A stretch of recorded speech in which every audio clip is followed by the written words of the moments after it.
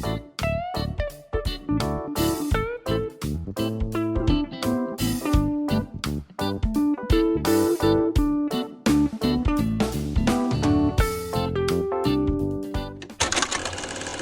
मंडळी, मी सरिता स्वागत करते तुमचं आणखी एका आपल्या नवीन व्लॉगमध्ये. तर इथे सकाळी सकाळीच माझं पार्सल मला रिसीव झालेलं.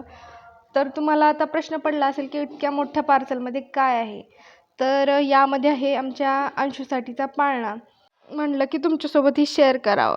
याचा बॉक्स इतका मोठा आहे की त्या पार्सलवाल्यांनी मला फोन केलेला की मॅम तुमचं पार्सल घेऊन येऊ की नको, तुम्ही घेणार असाल तर मी घेऊन येतो, नाही तर नाही घेऊन येत. इतका मोठा पार्सल बघून तोही घाबरला. मग लगेच पार्सल अनबॉक्सिंग करायला घेतलं, कारण जर यामध्ये डिफेक्ट वगैरे काय असेल तर आपल्याला ते पटकन रिटर्न करता येईल. मम्मी तर म्हणत होती की डायरेक्ट तू सासरी गेल्यानंतरच ते ओपन कर, कारण ते आता जर ओपन केलं तर परत ते बॉक्समध्ये जसंच तसे नाही बसणार. पण म्हटलं की डिफेक्ट असेल तर मग काय करायचं, म्हणून चला म्हणलं की इथंच आपण अनबॉक्सिंग करून बघूया आणि त्याला सेटही करून बघूया की कसं काय बसेल काय नाही. तर मग लगेच मी अनबॉक्सिंग करायला घेतले. तर हे पिंक कलरमध्ये मागवलेला होता, कारण मुलीसाठी ही पिंक खूप छान दिसतं, त्यामुळे बेबी गर्ल होती त्यामुळे मग पिंक मागवलेला. हे बघा इथे असे छान अशी पॅकिंग करून दिलेली होती आणि कलर पण खूप छान दिसत होता.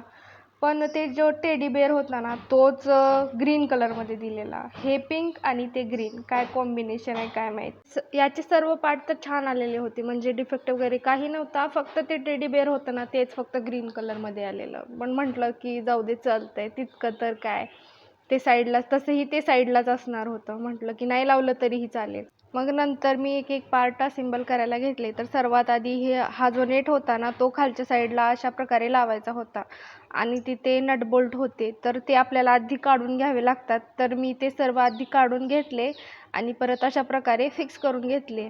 तो जो वरचा नट होता ना तो काय बसत नव्हता. 3-4 वेळी ट्राय केलं तरीही तो खालीच पडत होता. मग शेवटी 5व्यांदा बसला. मग त्याला फिक्स केला आणि खालचा जो होता ना तो थोडासा टाईटमध्ये होता, मग त्याला थोडंसं पकडणे फिक्स केलं. तर हा बघा खालचा भाग हा सेटल झालेला आहे आणि आता आपल्याला बाकीचा पार्ट हा सेटल करायचा आहे. तर मी ते फटाफट करून घेते.